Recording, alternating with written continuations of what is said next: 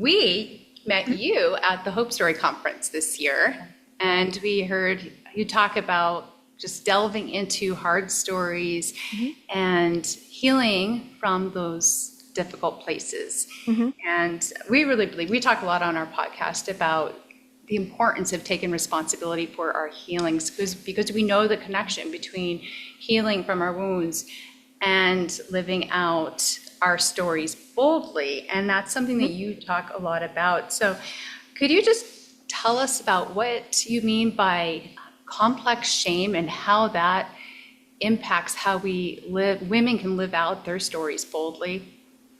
Yeah, absolutely. So I'm definitely the queen of hard stories, both sharing mine and encouraging other people to share theirs. So complex shame is a term that I've developed, and over my really last decade of working together with clients. I've been a psychotherapist for, I think 25 years now, which is kind of crazy. Um, and in that time, both in through healing from my own issues, my own trauma, my own history, and helping my clients work through their own, I discovered that there is a type of shame that's a little different than what I call simple shame. So, complex shame is a type of shame that develops early in childhood most of the time, not all the time. Sometimes it can happen through trauma, but usually develops early in childhood through trauma, through guilt, through societal messages. People who um, are kind of disenfranchised in society have higher rates of complex shame. But what happens with complex shame is that it attaches itself to our identity. We tend to have a deep sense of inherent unworthiness. It sabotages us in our relationships, in our career, really in all aspects of our life. And the difference about with complex shame is that unlike simple shame, which is healed through compassion, external compassion, and vulnerability. Complex shame doesn't work quite that way. And so we have to learn to untangle it from our identity and have self-forgiveness in order to heal complex shame. Um, I've already forgotten what your original question was, but Well, that's you're answering it. Mhm. Complex shame, yes. Yeah, so that's the best way that I can explain complex shame. Um, And the way that it really shows up in our relationships is through hiding, through creating false facades, through this belief that your true self can't be loved. And it also creates a sense of codependency in your relationships. And this shows up in your personal relationships and your sisterhood relationships and your, romantic marriage relationships and your parent-child dynamics. Yeah. And you talk about the way that we can heal all of those kinds of relationships is first by starting with Mm, ourselves, right? yes. Yeah. How would you recommend that someone who does experience that sort of shame and hides out, how would they go about beginning that healing process so that they can have healthier relationships?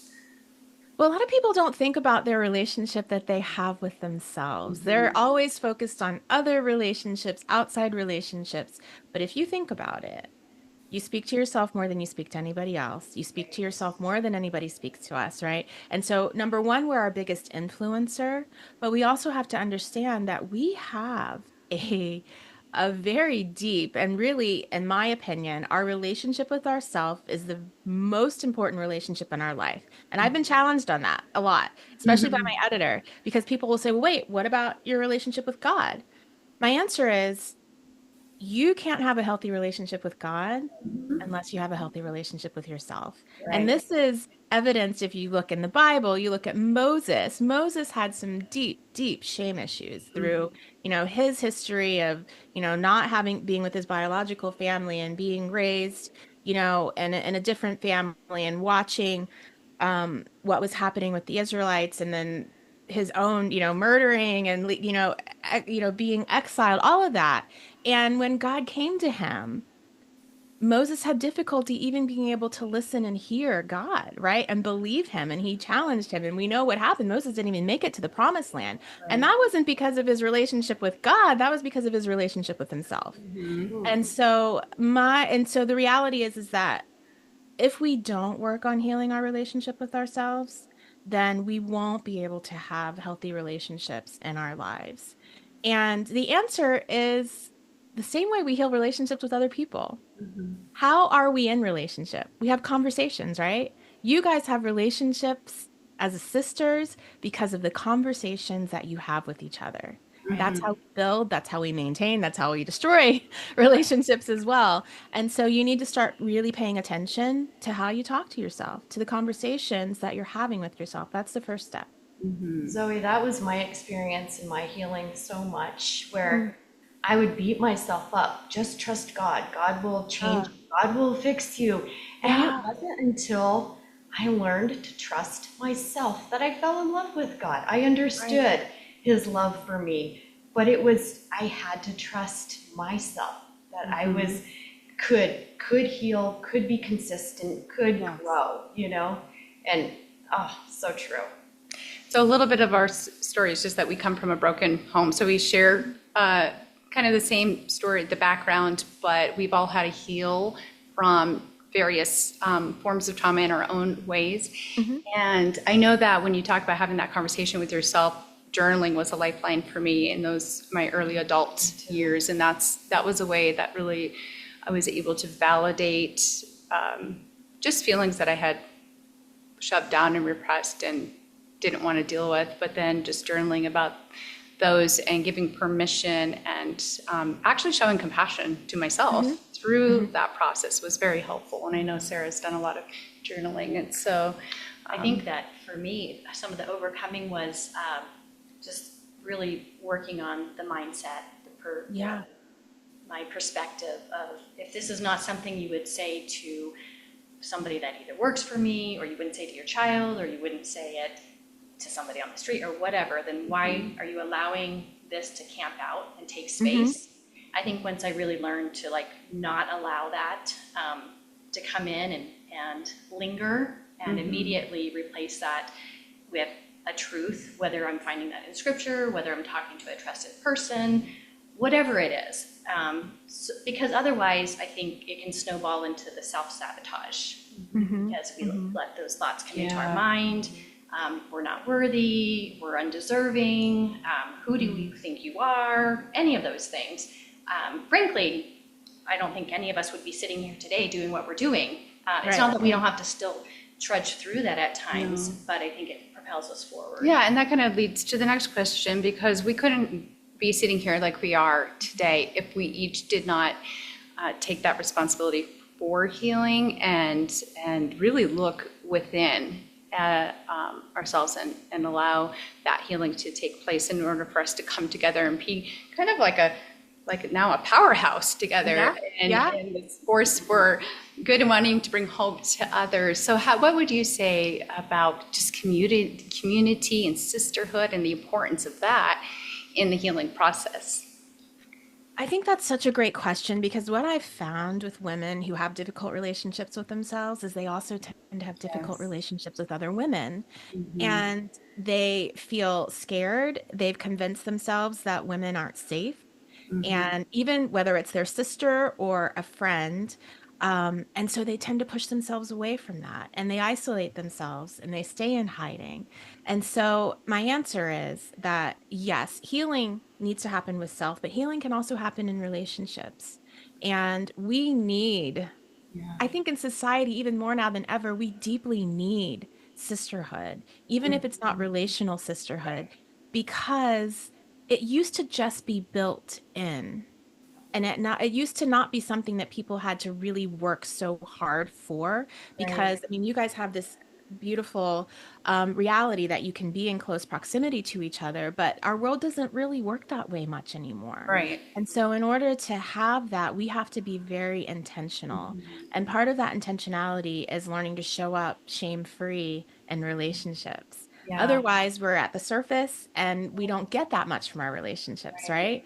And so it takes vulnerability, and it's scary, and you need to do it little by little. And when I talk to my clients, especially whether they're building relationships, familiar relationships, or friendship relationships, is understanding two things. One is we need to give a little and wait for reciprocity. That's one thing. And we also need to understand that we actually connect through other people's vulnerability. And often we want to show up and kind of be strong and not talk about those things. But it's when people share their hard stories with you that you actually feel closer to them. Right. And so that's how we build relationship. And we do it in a way that is protective, yes, but we do it by you share a little thing and you wait.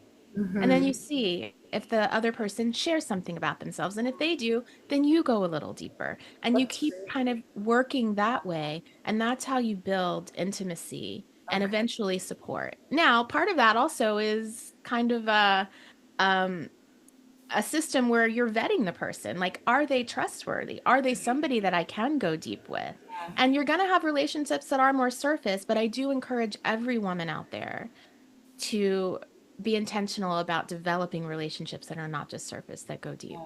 That's so good. And I love the love, practicality of that. yeah, I love how you're not just spilling it all No, with somebody that may not even be able to receive it or handle it or be exactly. the right trusted person. So I really like how Yes. you describe just the little bit and then getting something back in the back and forth. And that seems like it's Yeah. very healthy and important. And that comes from what's that book in the Bible, Sirach, where it says test the friendship. Yeah, I know Like, what you're don't just talking trust anybody. about. Right. Yeah. And so I just can't little by think of- little. But yeah, that's good. Yeah. Well, isn't all of these truths like we can go back to biblical scripture and find that that's where it starts, like it's there. So this is great. I 100%. love that. Yeah. I love that. And I love it when that comes to mind.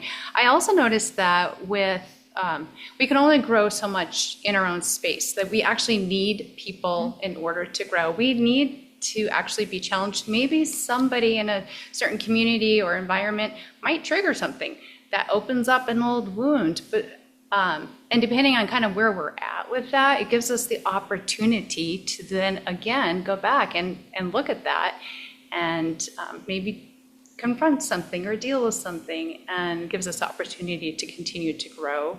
I feel like, how do you feel about that? Like, because that's kind of how wounds tend to work and healing works in layers, I think. Right. You know, that sometimes something that you thought you was completely dealt with and behind you, something triggers it and you have to deal with something all over again. So how would you speak into that? 100%. Well, I want to go back to what you were saying before, which is about being able to talk to people about things. So what we have to first do is foster that trust in relationships. And when we trust somebody, we're way more likely to be able to accept their challenge. When we haven't developed that level of trust in a relationship, we're going to be defensive, right? And other people will be defensive with us. So as we get into relationship and as we think about maybe challenging somebody that we care about, first ask, have I developed the trust to do that? And then make sure you're fostering trust in relationships so that you are available when other people challenge you. But there is another question that you asked that I already forgot. Well, and yeah, so what did I ask girls? I just want to I want Okay, to ask a go ahead. question based upon what you just said. Sure. How do you suggest building and fostering that trust? That's good. Well, it starts with what I talked about with the reciprocity, the little by little, right? Trust, Is- okay. right. Is you give someone a little and see what they do. That's also biblical, right? Right. That's right. Well, and I'm curious about how you started the process of healing for your complex shame. Like, how did you begin that process to maybe help Yeah. somebody else to know how to start that? Yeah, in my book, Stronger in the Difficult Places, I talk about kind of the 9 steps of going of the journey through complex shame. I can tell just a little bit about my own personal story. I grew up with a lot of just confusion around racial identity. I grew up in a farming white community and just a lot of issues with who am I and my identity, both in Christ because of some issues that we had in the church and I learned about was taught about, I should say. And then when I was 16, I got pregnant, and I, grew up in a fundamental Christian home. My dad was a prominent doctor in the community, and that was just not going to go down well in my in my family. And so my parents sent me away to unwed mother's home, and it was understood that I would come back without a child, which I did. I placed my daughter for adoption and went back home to pretend like nothing had ever happened. And obviously, from that story, you can understand how deep levels of shame just began to grow in me. And, I did all the things that I was supposed to do. And I performed very well academically, athletically, got scholarships, went to UCLA, continued to just perform, perform, perform, while I had this deep shame that I really wasn't even aware of. And shame and grief go together, they're tied together very closely. And so it wasn't until I think many years later that things began to crack for me when I gave birth to my first kept daughter who had a very rare genetic disorder. And I really felt like God was just punishing me, that I had given away my first daughter. And so he was punishing both of us. And, I went through many years of just really shame spiraling, raising a daughter with special needs and all of the stress that goes along with that. And so it wasn't until I reunited with my daughter, my daughter when she was 18. My father died, long story. And I ended up being forced to make a decision about whether I was going to keep my daughter a secret or let my family know about her, which happened. It all culminated at my father's funeral in kind of like a crazy movie-like scenario. And that was really the beginning of my healing. The loss of my father and the decision to no longer keep my shame secret started the process of my healing, but it was a long journey, there's a lot of complex shame going on. It looks like my microphone changed again. Are you guys noticing? I noticed something just then, but now it's back to normal. Okay, good. Yeah. And so that's when I really had to start to untangle shame from my identity and learn to speak up and learn, most importantly, to forgive myself for things I didn't even do and forgive myself for choices that I did and come to a place of acceptance of my past, and learn to untangle it from my identity and then speak up and then become vulnerable and then have compassion for myself, which leaves you open to compassion for other people. Right. So that was a little bit of my journey and how I help other women, but it does start with number one, understanding where your shame comes from, how the words that you've been told or the words that you've been telling yourself have affected that, learning to untangle that, forgive yourself, take responsibility, and move towards acceptance and vulnerability. So your microphone is causing your voice to kind of go out a little bit. I think we got that, but it does sound lighter or softer, I guess. Okay, I don't know why it's doing. It's on and then it just switches out of. It goes back. Okay. That sounds good. Yeah. Yeah. Yeah, I have to make sure I'll try to make sure I don't touch it. It's I don't think you did anything. Yeah. yeah, it's Well, just, thank you for sharing that. I didn't know all of that about you, and that it's always hard to think of a young girl at that age going through such a traumatic experience. So I'm sorry that you had to go through that, but I'm so happy that you were reunited with your birth daughter, and Well, that's really special. And I think something that you talked about reminded me how much shame loves secrets. Yeah. Me too. Yeah. And Yeah, I she think said that. something that is, especially for anyone that has a story or going through that, trying to navigate what to bring to the light, because you don't want to feel like you're living with a secret, and Right. yet how to do that in a constructive way, to be able to share your story or share your hard story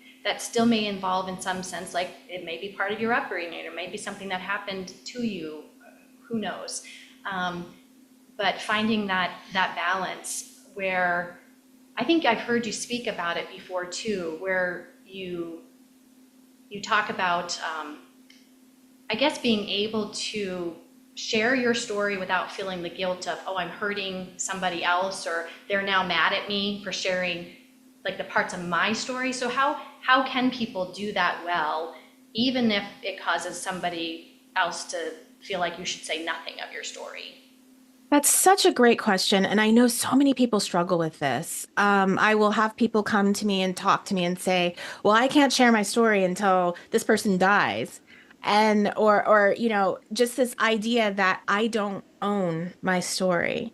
And the first thing I have to say is that we all own our story. And I am a huge proponent for sharing it, for talking about it, and we can talk about healthy ways and non-healthy ways. But essentially, in any way you need to, as long as you're talking about your own experience. And so, especially when it comes to writing, which obviously I'm a writer, I also talk about um, making your antagonist, so whether it's your personal story that you just happen to be sharing with somebody or you're writing about it, is making that person who may have hurt you um, a human character, redeeming them. Because everybody, and I know people have issue with this, but everybody has redeemable characteristics. Everybody is mostly just doing the best they can, right? And I believe this strongly, that all behavior makes sense in its context. And if all behavior makes sense in its context, then you can talk about your story while redeeming somebody else. And I don't feel in any way that's dishonorable, even to your parents. But you've got to be able to figure out how to own that. And I've had those hard conversations with my mom. And part of what I've said to her is, you ought to share your story because I can't tell yours. I can only tell mine. And you have your own, and all the reasons and decisions that you made, make sense in the context of your life. And if you can really take that on, um, I don't feel that you can tell the story in any way that could be offensive to someone else. What often happens, though, is that people want to tell their stories to um, gain something. People want to tell their stories because they want revenge. People want to tell their stories to hurt other people. People want to tell their stories because they want to defend themselves. And those are not good motivations for sharing your story. The motivation really needs to be about helping someone else and or helping yourself live shame-free. Yeah, and would you say that when our motives are not correct, or we put our story out there too quickly, or because we expect something back, that we can kind of create a deeper wound within our own selves in that way? It seems like I'm thinking of years ago, I guess, the Me Too culture, and I didn't kind of dig into that too deeply, but it seemed to me that that could be a dangerous thing, because if people are not really ready to share their stories from a healed place, then they're only going to be hurt worse when somebody's not responding in the way that they need them to respond or want them to respond, or maybe it's the wrong person that they told. And there's just, I guess I see the importance of always telling our stories from a healed place, not a hurt place. How would you do that? Yeah, I think it depends on to whom you're telling the story. So I know that we need to tell our stories when we are in an unhealed place, but we need to have very safe places like therapy rooms. Right, not just shouting it out to the Right. world, right? Yeah, to tell our stories. And so what we don't want to say is wait until you're healed to tell it. No, you need to find people that are very, very safe that you can tell when you're in an unhealed place. You need to write those stories down when you're bleeding, right? But um and for that reason, I don't believe that the Me Too movement was a negative thing. In fact, it was a very, I mean, even in terms of, crime rates and things like that, we've seen that it has been a very good thing. But unfortunately, like anything else, there's, unintended consequences with good things.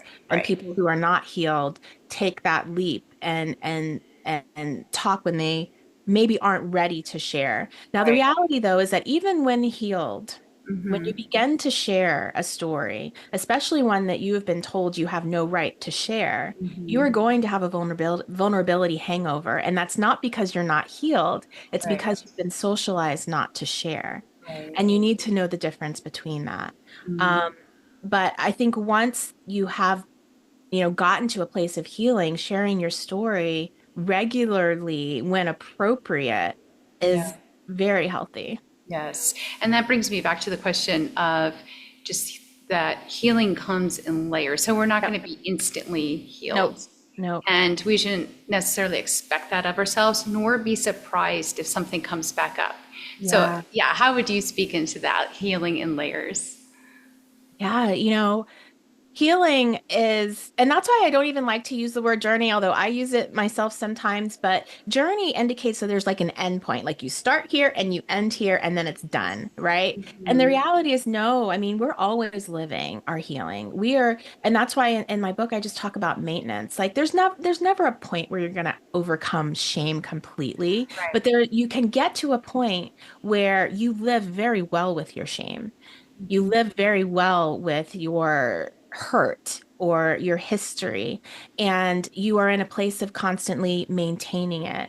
But what that means is that you know your triggers and you're able to talk about your triggers to people in relationship when it's appropriate. And people who know you are also aware of them, who are appropriately connected with you, so that you can have conversations with yourself and other people. And they no longer become stopgaps where you can't function because something has happened, but instead you can go, oh, yeah, I see that. Okay. It might be something I need to go back and process again, or it might be just something I need to look at and just watch it kind of roll by and know that, oh, yeah, that hurts, or oh, yeah, I know that's connected to that past trauma, and that's probably why I'm feeling that way right now, and that's okay.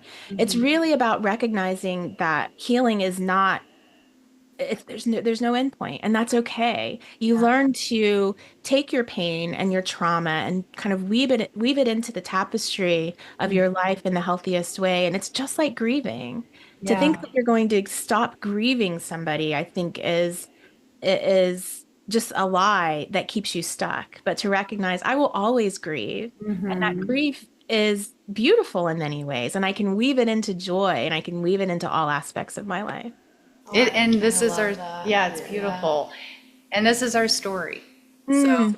it's, We just did a podcast recently on grieving. Oh, What you were just saying reminded me so much of just a relationship that I had when I was a kid where I couldn't even see this person without just mm. for, Yeah. for weeks.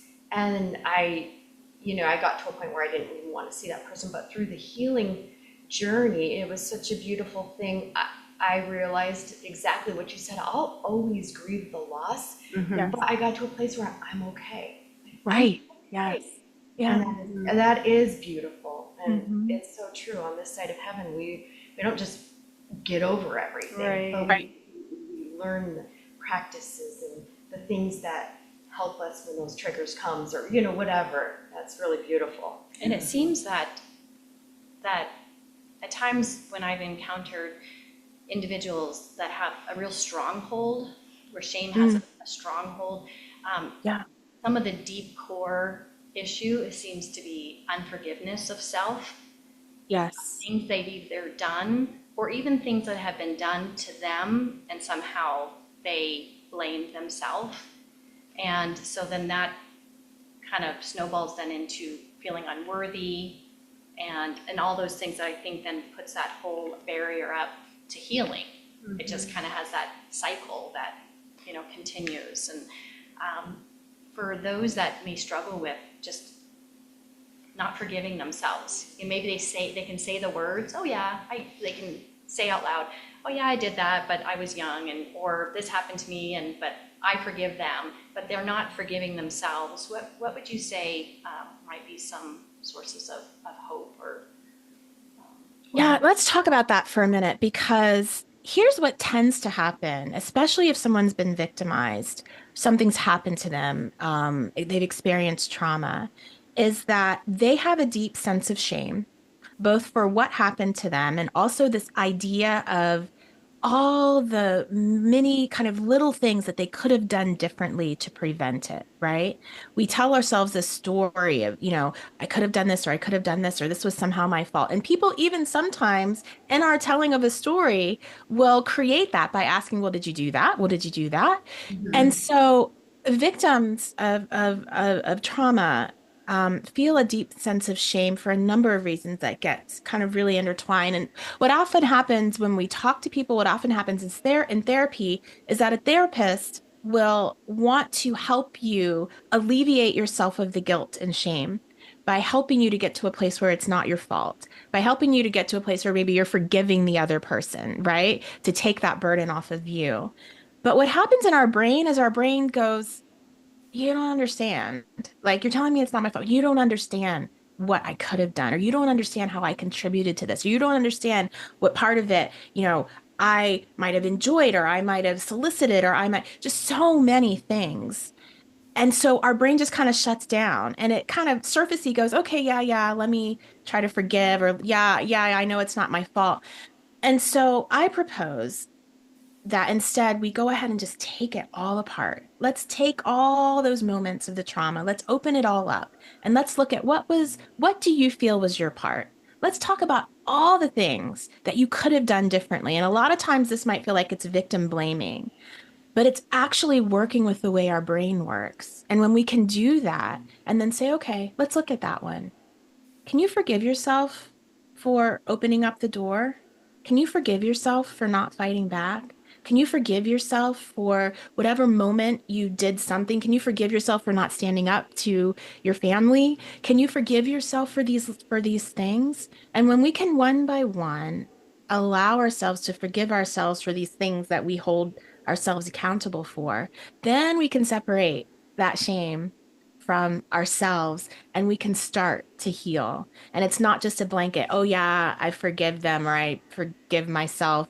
It's really getting deep and looking at all the little things that you blame yourself for and forgiving yourself. It's a process. It's a Yeah. process, right? But Can you that just makes sense, though, to just break it apart and think about what you are blaming yourself for. Like, really look at it, and I like that, and kind of taking it And one is little it thing at a true? time and knocking it off. Right. Right, And and is then it you would true? identify whether Yeah. that, you could be like, well, that's silly. No, of course not. I was just could you this age, or, you know what I'm saying, yeah. could you identify for our listeners the difference between guilt and shame? Oh, yes, that's so good. So there's so many things that I talk about when I talk about guilt and shame, but one of the things that I know, especially if we go back to Genesis and we look at the Bible, because a lot of Christians I feel are attached to shame. Like they feel like, well, you should be ashamed and you should have. If you look at the Bible, shame came from Satan. Yeah. Shame was was a tool of Satan, right? After Adam and Eve sinned. Guilt is something that God, I think, creates. Guilt is a healthy emotion that allows us to say, I don't want to do that anymore, right? That thing I did was not okay. That thing I did was wrong. That thing I did not feel good. I feel like I hurt someone. I don't want to do that anymore, and I can change. Right. So guilt is a thing that we do that creates change, usually healthy change, right? Says, I did something wrong. Shame, though, shame says you are wrong. And if you think about Genesis, God came to Adam and Eve because all of a sudden they felt this deep sense of shame and they started covering themselves up. And God was like, who told you to cover yourselves up? Who told you to feel that way? Right? God didn't create that feeling. And so since then, we have continued as human society to perpetuate shame on each other, to feel shame. Right. But shame is a sense of I am wrong. And the problem with that is if you are wrong, the only option is to hide. Yeah. With guilt, if you've done something wrong, you have a great option to change behavior. So that's the difference between shame and guilt. And it seems like it's not that big of a difference, but it's huge in terms of how it perpetuates in our life. Yeah, that's such a great distinction, and thank you for that. So it sounds like it's really important for us to be able to identify, are we feeling a healthy guilt that's going to cause me to turn around, or is what I'm feeling actually shame? And Right. if in a circumstance. Yeah. So that's really good. Thank you. All right. Well, we want to hear a little bit about your book. I know you've touched on it. You've told us your story, but what really sparked you writing Stronger in the Difficult Places, which releases in October, correct?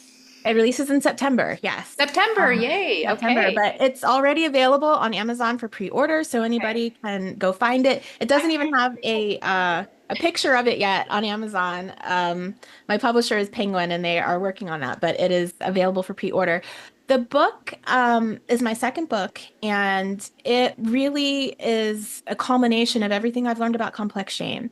And I tell it through the story of my life. So it's a narrative nonfiction. So it's kind of memoir-esque, but I also walk a woman through her own complex journey and explain to her through my personal story and the stories of my clients of how to heal and how to get to a place of maintenance and really walking in a place where we can say shame-free, but really it's just about being able to incorporate shame in a healthy way in your life. Wonderful. I can't wait to pre-order. Yeah. I So. did. You can get on So now if and this pre-order. episode is resonating with listeners, please check out Dr. Zoe Shaw on Amazon. And the book, again, is Stronger in the Difficult Places. And we'll put that in the show notes. All right, well, we're going to go ahead and wrap this up with some last thoughts. So Zoe, do you have just any last thoughts that you want our listeners just to know about that still kind of just some residual thoughts on what we've been talking about today? We talked about a lot of things that could feel very triggering to a woman. And if you're in that place and maybe you feel isolated in relationships, maybe you recognize that you tend to hide, that you do have a lot of shame and some things that you haven't worked on. I just want to encourage you that it's never too late, that we can all come to a place of making friends with our shame, of living in a place where we feel shame-free. It's available to you. Just reach out, just start the steps. It's never too late. Thank you I like so that. much. Do you sisters have any last thoughts? Well, I just like that you encourage us to continue the journey, so to speak, of healing, Mhm. taking a look at, those things that might be lingering within us that sometimes, like for me, I'm gonna think about this. I'm gonna go home and be Right. like, okay, yeah, let's not just not look at it. Right. So thank you for that, because I think that's gonna be very helpful for me, hopefully. I'm just Our excited to listeners. pre-order your book, and I love your maintenance mode. I think that is, a beautiful thing for everyone to realize that, like you said, we all use the word journey because life feels like a journey, a pilgrimage. Right. But at the same time, we're not trying to get to this place where like, oh, it's all perfect, it's all good, and I'm Never is. completely healed, and we know that's just not true. So your reiteration of that maintenance mode, and I like that word, is really, really great. Yeah, and I love just the reminder that we're built for community and how you talk about just the importance of sisterhood. This podcast is building intentional sisterhood and sisterhood, whether biological or otherwise, and how critical that is, and to go beyond the surface and to be vulnerable and authentic, and that it does require a bit more work, that we do have to dig in a little bit more, and it's a two-way, or more than that. It's not just a one person, putting in the effort, and but to gauge that in those step-by-step safe modes of vulnerability. And I think those were all great reminders too. Yeah, I love just how you talk about owning your story. And I think that's really great. We all have a story, and our story is important. And the more that we heal ourselves and have compassion on ourselves and grace for ourselves, the more we're going to have that for others. And I think that's just so important. And I love that. So thank you so much for being here, Zoe. Thank you, Really Zoe. enjoyed you. You are so welcome. Thank you, ladies, for having me.